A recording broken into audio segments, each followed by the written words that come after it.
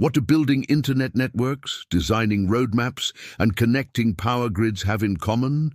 They all rely on a powerful algorithmic concept called the minimum spanning tree, or MST. It's simple, elegant, and can save millions. Stay with me to see how this works and where it's used in the real world. Welcome to EduAIverse, where we simplify the toughest computer science topics. Today, we'll break down the concept of spanning trees and how minimum spanning trees are used in real-life systems. You will also learn the key properties and the famous algorithms to build them, all explained in a beginner-friendly way. Let's dive in. What is a spanning tree? A spanning tree is a subset of a network or graph that 1.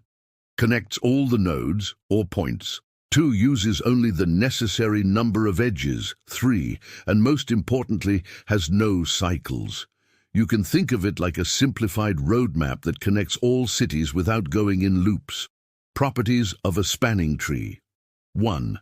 For a graph with n nodes, a spanning tree will have exactly n1 edges too. It is connected and a cyclic 3. There can be multiple spanning trees for the same graph, real-world analogy. Imagine a city's underground water system. You want every building connected to the main pipe, but you don't want loops or wasted piping.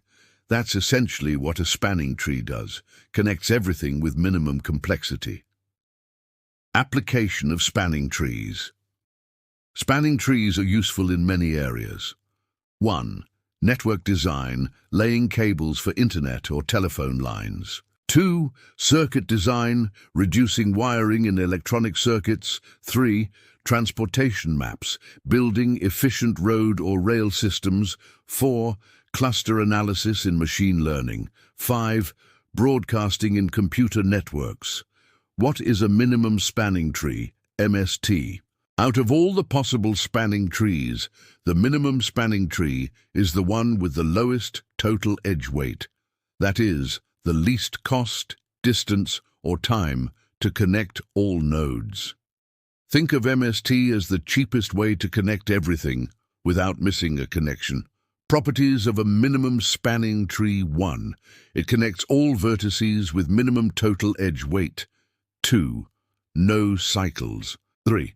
A connected graph must exist to have an MST. 4. There can be more than one MST in a graph. Algorithms to find MST1. Kruskal's algorithm. A. Sort all edges by weight. B. Add edges one by one, lowest first, only if they don't form a cycle. C.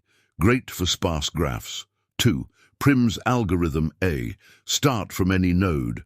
B.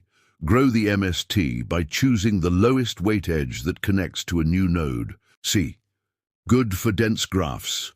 Both are greedy algorithms. They make the best local choice at each step. Conclusion. Spanning trees help us connect everything without redundancy. Minimum spanning trees help us do it with the least cost. Whether you're designing networks, planning cities, or working with AI, MSTs are everywhere. And knowing how they work gives you a huge edge in understanding algorithmic efficiency. If this video helped you understand minimum spanning trees, give it a thumbs up, share your thoughts in the comments, and don't forget to subscribe to EduAIverse for more easy explanations of complex tech topics. Hit the bell icon so you never miss an update. See you in the next video.